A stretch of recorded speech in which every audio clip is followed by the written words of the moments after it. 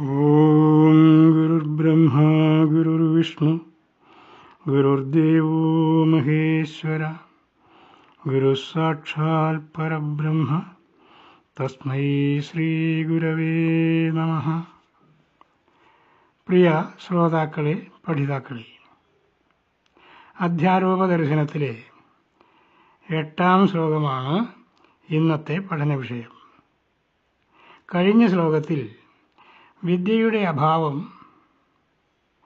അവിദ്യയ്ക്ക് കാരണമായി തീരുന്നു എന്നും അവിദ്യ ഭയോൽപ്പന്നങ്ങളായ നാമരൂപങ്ങൾ ധരിച്ച് പിശാചുക്കളെപ്പോലെ പ്രപഞ്ചരൂപേണ പ്രകടമായി കാണുന്നുവെന്നും പറഞ്ഞു.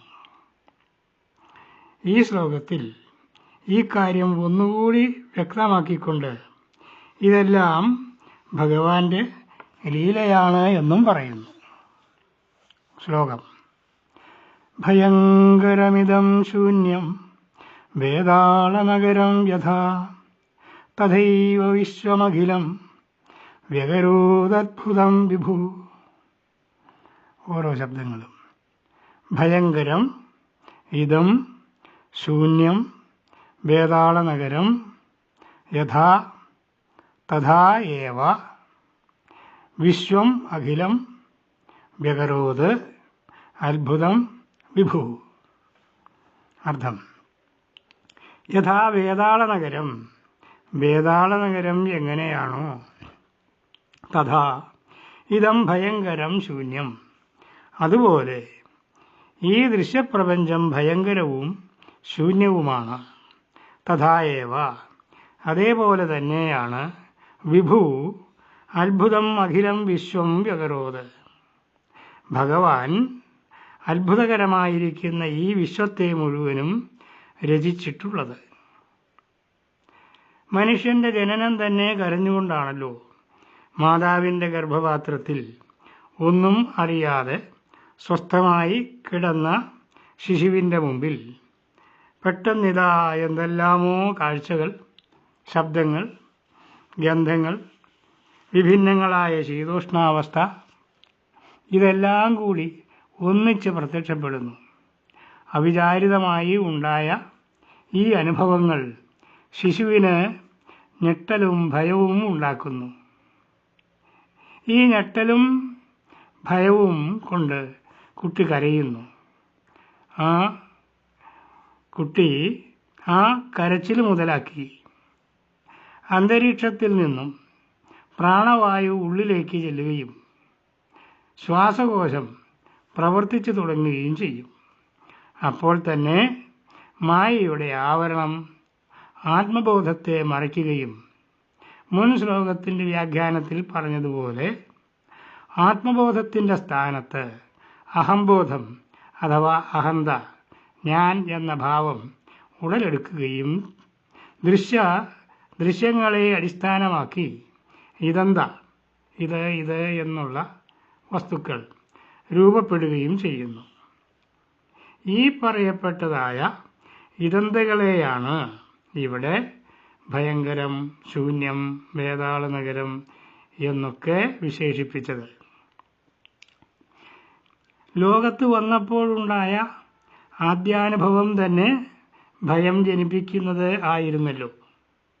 ജനിച്ച ഉടനെ കരയിപ്പിച്ചത് ആ അനുഭവമാണ്. അമ്മ തന്ന പാൽ കുടിച്ചപ്പോൾ ഒരു സുഖം തോന്നി, ഒരാശ്വാസവും. അങ്ങനെ അമ്മയോടുള്ള ഭയം മാറി.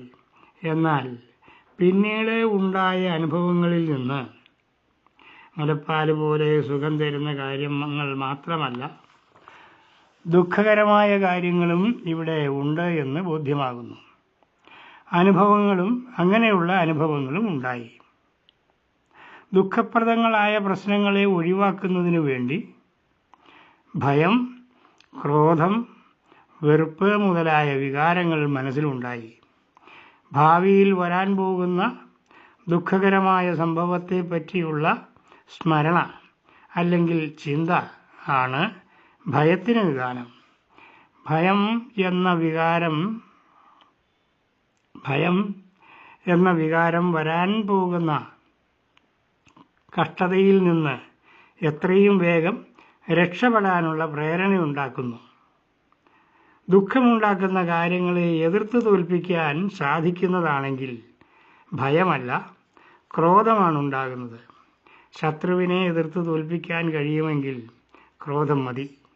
എന്നാൽ ശത്രു അജയ്യനാണ്, എതിർത്ത് നിന്നാൽ നമ്മെ നശിപ്പിക്കും എന്നാണെങ്കിൽ ഭയപ്പെടണം. എത്രയും വേഗം അയാളിൽ നിന്ന് രക്ഷപ്പെടാനുള്ള മാർഗങ്ങൾ നോക്കണം, അല്ലെങ്കിൽ ആപത്താണ്. ഇതാണ് ഭയത്തിൻ്റെ ഉപയോഗം. ഗുരുദേവൻ പറയുന്നു, ഈ ലോകം ഭയങ്കരമാണ്, അതായത് നിരന്തരം ഭയം ഉണ്ടാക്കുന്നത് ആണ്. മനുഷ്യൻ്റെ എല്ലാ പ്രവർത്തനങ്ങളും ദുഃഖത്തെ ഒഴിവാക്കാൻ വേണ്ടിയുള്ള പരിശ്രമങ്ങളാണ്. വിദ്യാർത്ഥി പഠിക്കുന്നത് അജ്ഞാനിയായാൽ ഭാവിയിൽ ഉണ്ടാകാൻ പോകുന്ന ദുഃഖപ്രദങ്ങളായ കാര്യങ്ങളെ ഒഴിവാക്കാൻ വേണ്ടിയാണ്. മനുഷ്യൻ പണം സമ്പാദിക്കാൻ വേണ്ടി ശ്രമിക്കുന്നത് പണമില്ലെങ്കിൽ ദാരിദ്ര്യ ദുഃഖം ഉണ്ടാകും എന്നുള്ള ഭയമാണ്. ഒരാൾ അധികാരസിദ്ധിക്ക് വേണ്ടി ശ്രമിക്കുന്നത് ആ അധികാരസ്ഥാനം ലഭിക്കാതെ ഉള്ള അവസ്ഥയെപ്പറ്റിയുള്ള ചിന്ത അയാളെ ദുഃഖിപ്പിക്കുന്നത് കൊണ്ടുമാണ്.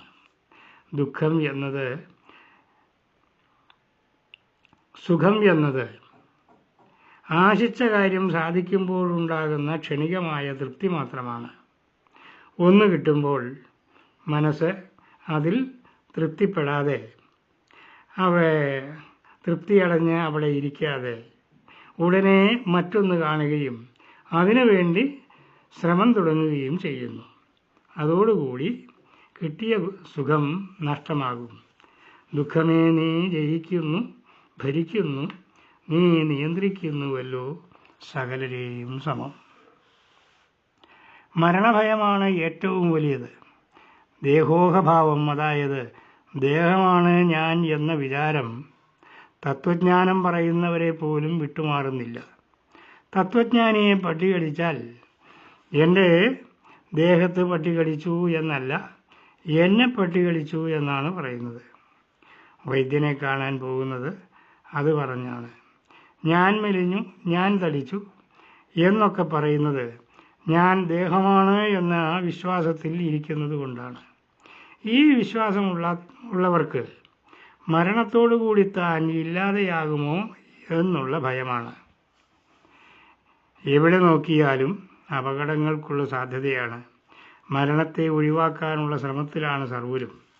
ഞാൻ പുണ്യവാനാണ്, മരണാനന്തരം എനിക്ക് സ്വർഗം കിട്ടും എന്ന് പറഞ്ഞ് നടക്കുന്നവന് രോഗം വന്നാൽ സ്വർഗത്തിൽ പോകാനുള്ള അവസരമായി അത് ഉപയോഗിക്കാതെ ചികിത്സിക്കാൻ ആശുപത്രിയിലേക്ക് ഓടും. കാലിൽ ക്യാൻസർ വന്നാൽ കാല് മുറിച്ചു കളഞ്ഞ് ബാക്കി ഭാഗം കൊണ്ട് ജീവിക്കാൻ നോക്കും. സകലർക്കും മരണം ഭീതിജനകമാണ്. ജനിച്ച നേരത്തുണ്ടായ ഭയം ബീജഭാവമായി മരണം വരെ മനസ്സിൽ കിടക്കുന്നു. എല്ലാം ചിന്തിക്കുമ്പോൾ ഭയങ്കരമിതം. ഇനി ഇതിനെ ശൂന്യം എന്ന് പറഞ്ഞതെന്തുകൊണ്ടാണ് എന്ന് നോക്കാം. വൈശേഷിക ദർശനത്തിൻ്റെ ഉപജ്ഞാതാവായ കണാദനും ന്യായദർശനത്തിൻ്റെ ഉപജ്ഞാതാവായ ഗൗതമനും സാഖ്യദർശനകാരനായ കപിലനും പ്രപഞ്ചത്തിൻ്റെ ഉൽപ്പത്തിയെപ്പറ്റി ഗവേഷണം നടത്തി ചില നിഗമനങ്ങളിൽ എത്തിച്ചേരാണ്. സാഖ്യദർശനത്തിൻ്റെ ഒരു രൂപരേഖ ഇതിനു മുൻപ് നാം ചർച്ച ചെയ്തതാണ്. ഇനി കണാദനും ഗൗതമനും പറയുന്നത് എന്താണ് എന്ന് നോക്കാം. കണാദൻ്റെ കാഴ്ചപ്പാടിൽ സർവ്വതും പരമാണുക്കളുടെ സംഘാതമാണ്. പലതരത്തിലുള്ള പരമാണുക്കൾ വ്യത്യസ്ത രൂപത്തിൽ കൂടിച്ചേർന്നാണ് സർവ്വതും ഉണ്ടായിരിക്കുന്നത് എന്നാണ് വൈശേഷികം പറയുന്നത്. പരമാണുക്കൾക്ക് പരസ്പരം കൂടിച്ചേരാൻ ഒരു വിശേഷ വാസന അതിലുണ്ടെന്നും അതനുസരിച്ച് അവ കൂടിച്ചേർന്ന പ്രപഞ്ചം രൂപീകൃതമായതാണ് എന്നും കണാദൻ വിശ്വസിക്കുന്നു. ന്യായദർശനകാരനായ ഗൗതമനാകട്ടെ ജഡമായ പരമാണുക്കൾ സ്വയം കൂടിച്ചേർന്ന് ഇതെല്ലാം ഉണ്ടായി എന്നത് അംഗീകരിക്കുന്നില്ല. കാരണമില്ലാതെ കാര്യമുണ്ടാകുകയില്ല. അതായത് ഇതിനെയെല്ലാം കൂട്ടിച്ചേർത്ത് ഈ കാണുന്നത് പോലെയുള്ള നാമരൂപങ്ങൾ ഉണ്ടാക്കിയത് ഒരു ശക്തിവിശേഷം അതിൽ ഉള്ളതുകൊണ്ടാണ് എന്ന് അദ്ദേഹം വിശ്വസിക്കുന്നു.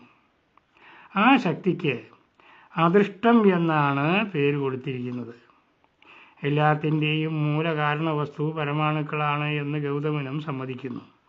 അതായത് അത്യന്തം സൂക്ഷ്മമായ പരമാണുക്കളല്ലാതെ മറ്റൊന്നും എങ്ങും ഇല്ല. ഇനി ആധുനിക ശാസ്ത്രജ്ഞന്മാരുടെ അഭിപ്രായത്തിലേക്ക് കടക്കാം. ആദിയിൽ ഒരു മഹാവിസ്ഫോടനം ഉണ്ടായി. ആ സ്ഫോടനം വിസർജിച്ച ഊർജം എമ്പാടും പരന്നു. അവയിൽ ഒരു ഭാഗം അഗ്നിഗോളങ്ങളായി മാറി. അങ്ങനെ കോടാനുകൂടി നക്ഷത്രങ്ങളും അവയുടെ പരസ്പര ആകർഷണത്തിലൂടെ ക്ഷീരപഥം മുതലായ നക്ഷത്ര സമൂഹങ്ങളും ഉണ്ടായി. കാലാന്തരത്തിൽ സൂര്യൻ മുതലായ ചില നക്ഷത്രങ്ങളിൽ നിന്ന് വിഘടിച്ചു പോയ അംശങ്ങൾ ഗ്രഹങ്ങളും വാലനക്ഷത്രങ്ങളും മറ്റുമായി. ചില നക്ഷത്രങ്ങൾ എരിഞ്ഞു തീർന്നു ബ്ലാക്ക് ഹോൾ ആയി തീരുകയും അവയിൽ ചിലത് ഊർജം സംഭരിച്ച് സൂപ്പർനോവ ആയി പൊട്ടിത്തെറിച്ച് പുനർജനിക്കുകയും ചെയ്യുന്നു. സൂര്യനിൽ നിന്ന് വേർപെട്ടു പോയ ഗ്രഹങ്ങളിൽ ഒന്നാണ് നമ്മുടെ ഭൂമി. ഈ സിദ്ധാന്തത്തിൽ ഒരു കാര്യം വ്യക്തമാക്കപ്പെട്ടിട്ടില്ല. ഈ മഹാസ്ഫോടനത്തിന് കാരണം എന്താണ്? എന്തു വസ്തുവാണ് പൊട്ടിത്തെറിച്ചത്? സ്ഫോടനത്തിനുള്ള ഇന്ധനം എന്തായിരുന്നു? അതെങ്ങനെ ഉണ്ടായി? അങ്ങനെ ഒരു ഇന്ധനം ഉണ്ടായിരുന്നെങ്കിൽ അതിൻ്റെ ഉൽപ്പത്തിയും കണ്ടുപിടിക്കേണ്ടതായിട്ടുണ്ടല്ലോ. ഭാവിയിൽ ഇതിനുള്ള ഉത്തരവും ഒരുപക്ഷെ കണ്ടുകിട്ടിയേക്കാം. ശാസ്ത്രം വളരുകയാണ്. ഈ പറയപ്പെട്ട എല്ലാ സിദ്ധാന്തങ്ങളും പരിഗണിക്കുമ്പോഴും ഒരു കാര്യം വ്യക്തമാണ്. അത്യന്തം സൂക്ഷ്മമായ ഒരു കാരണവസ്തുവിൽ നിന്നാണ് ഈ പ്രപഞ്ചമായ കാര്യം നിർമ്മിക്കപ്പെട്ടിട്ടുള്ളത്. നിറമോ മണമോ രുചിയോ യാതൊരു ഗുണമോ ഇല്ലാത്ത അദൃഷ്ടമായ ഒന്നാണ് ഈ കാണുന്നതായ രൂപങ്ങൾ ധരിച്ച് നിൽക്കുന്നത്. കാരണവസ്തു തന്നെയാണ് കാര്യമായതും എന്ന സിദ്ധാന്തമനുസരിച്ച് സ്വർണം കൊണ്ടുണ്ടാക്കിയ ആഭരണങ്ങൾ സ്വർണം തന്നെയാണ് എന്നതുപോലെ പരമാണുക്കളിൽ നിന്ന് രൂപം കൊണ്ട സർവ്വതും ഇപ്പോഴും പരമാണുക്കൾ തന്നെയാണ്. ഈ നാമരൂപങ്ങളെല്ലാം മിഥ്യയാണ്, ശൂന്യമാണ്. ഇതിനെയാണ് വേതാള നഗരത്തോട് ഉപമിച്ചിരിക്കുന്നതെന്ന് എങ്ങനെയാണ് എന്നും കൂടി നോക്കാം. വേതാള നഗരം ഒരു കൽപ്പിത ലോകമാണ്. വേതാളം എന്നാൽ ചെകുത്താൻ വിശാല എന്നൊക്കെ പറയുന്ന കാര്യങ്ങളാണ് എന്ന് പറയപ്പെടുന്നു. ഇവ നിജമായ രൂപമില്ലാത്തവയും ഇഷ്ടം പോലെ രൂപം ധരിക്കാൻ കഴിവുള്ളവയും മനുഷ്യരുടെയും മറ്റും ശരീരത്തിൽ പ്രവേശിച്ച് ബാധ മുതലായവ ഉണ്ടാക്കാൻ കഴിവുള്ളവയാണ് എന്നും വിശ്വസിക്കുന്നവരുണ്ട്.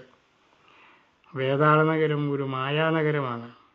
ഭീതിജനകമായ പല രൂപങ്ങൾ മാറി മാറി അനേകം ഉണ്ടാവുകയും ഇല്ലാതാവുകയും ചെയ്യുന്നു.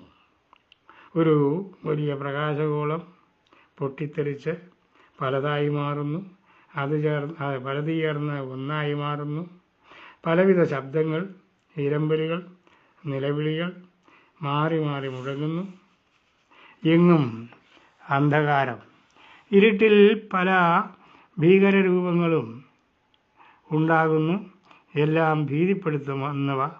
മനുഷ്യനെ പച്ചയ്ക്ക് കടിച്ച് കീറി തിന്നുന്ന പിശാചുക്കൾ, തീക്കണ്ണുകളോട് കൂടിയവ, സ്വൈരവിഹാരം നടത്തുന്ന ലോകം. അതാണ് വേതാള ലോകം. ഇനി നമ്മുടെ ഇവിടെ ഈ ലോകത്ത് എന്താണ് നടക്കുന്നത്? ഡാർവിൻ്റെ സിദ്ധാന്തം അനുസരിച്ച് ഭൂമിയിൽ ജീവജാലങ്ങളുണ്ടായി, സസ്യജാലങ്ങളും ഉണ്ടായി. വെള്ളത്തിലും കരയിലും ആകാശത്തും ജീവിക്കുന്ന ജീവികൾ നിരന്തരമായ പരിണാമങ്ങളിലൂടെ ഇന്നത്തെ രൂപത്തിൽ ഉണ്ടായവയാണ്.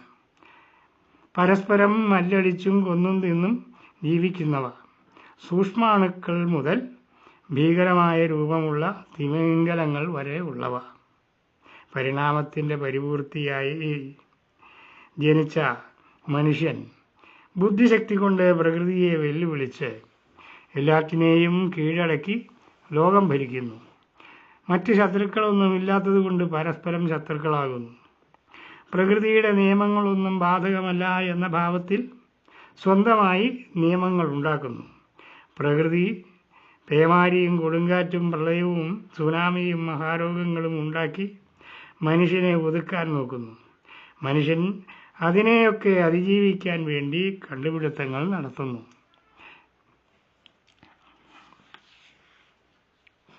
മനുഷ്യൻ്റെ പെരുപ്പം തടയുന്നതിൽ പ്രകൃതി പരാജയപ്പെട്ടപ്പോൾ ആ കാര്യം മനുഷ്യൻ സ്വയം ഏറ്റെടുക്കുന്നു. മതങ്ങളെയും ദൈവങ്ങളെയും ഉണ്ടാക്കി അതിൻ്റെ പേരിൽ കൊല്ലും കൊലയും നടത്തുന്നു. ഗോത്രങ്ങളും രാജ്യങ്ങളുമായി പിരിഞ്ഞ് പരസ്പര വിശ്വാസമില്ലാതെ ശത്രുഭയം മൂലം ആയുധങ്ങൾ സംഭരിക്കുകയും യുദ്ധം ചെയ്യുകയും ചെയ്യുന്നു. സർവനാശത്തിനുള്ള കോപ്പ് കൂട്ടുന്നു. പണ്ട് കല്ലും കവണിയും ഉപയോഗിച്ച സ്ഥാനത്ത് ദൈവായുധങ്ങളും മണ്ണായുധങ്ങളും പ്രയോഗിക്കാൻ ശ്രമിക്കുന്നു. ഇതിപ്പോൾ മനുഷ്യലോകമാണോ അതോ പിശാചുക്കളുടെ ലോകമാണോ? ഇവിടെ ശേഖരിച്ചു വച്ചിട്ടുള്ള കുറേ ബോംബുകൾ ഒന്നിച്ചൊന്ന് പൊട്ടിച്ചാൽ എല്ലാം ചേർന്ന് പഴയതുപോലെ ഒന്നായിത്തീരും. വ്യകരോദത്ഭുതം വിഭു എന്ന് പറഞ്ഞതുകൊണ്ട് ഇതെല്ലാം ദൈവത്തിൻ്റെ കളി തന്നെയാണ് എന്ന് സമാധാനിക്കാം. നമസ്കാരം.